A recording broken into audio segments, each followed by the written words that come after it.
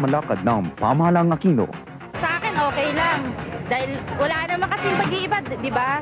Siyempre, hindi naman lahat ng tao masasatisfied sa ano niya, sa performance niya. Merong hindi, merong oo. So far sa akin, at satisfied naman ako. Marami namang pagbabago nangyari dito sa bansa natin. I believe that the President is very sincere in her effort to solve the problems of the country. But he also needs the cooperation of his staff. Unless they cooperate, I think she cannot do it alone.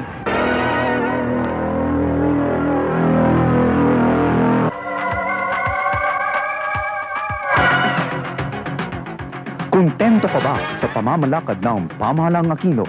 Kasi parang walang pagbabago eh. Lalong nadadown tayong Pilipino. Yung sa akin sa totoo lang, harapin natin yung katotohanan, talagang walang pagbabago kahit anong gawin niya. Mas malala pa. Meron na nga tayo ng ikang Kongreso tsaka Senado. Ba't di na lang sila magtulong-tulong? Kung gusto nila talagang magandang gobyerno na tinatawag nila na demokrasya, dapat talagang pag-uusapan yung tulong-tulong. Oo, sa performance niya, okay. Kaya lang siguro yung mga members ng ano niya, yung, kahit si Cory, okay naman yung performance niya. Kaya lang siguro yung mga nasa cabinet niya, hindi masyadong ini-implement kung ano yung dapat talaga.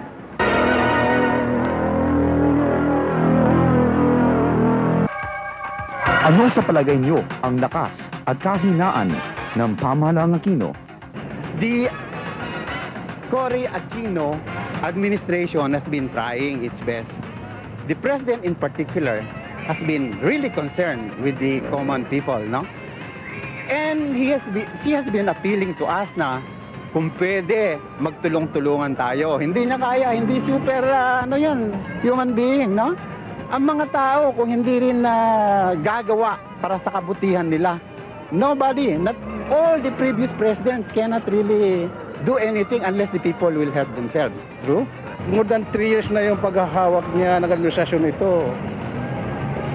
Wala pa na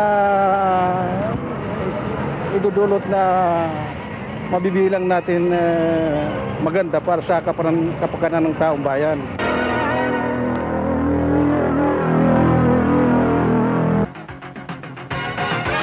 Hawak pa rin ba ni Cory ang kanyang popularidad kung ikukumpara mo sa unang taon ng kanyang panunungkulan? 50-50% na lang ang popularity niya ngayon sa panahong ito. Yung patunayan niya talagang pagiging leadership niya. As a leader, we set as an example, kailangan, pinanindigan niya yan, tinayuan niya, kailangan harapin niya. Kailangan, presidente ka, ikaw masusunod kahit ba may mga kabinete ka eh. Kaya lang nangyayari ngayon, mas nakikinig siya sa mga kabinete niya. Sa kabinete, kailangan ng opinyon. Pero pagdating sa tamang desisyon, dapat sa kanya dahil siya ang presidente.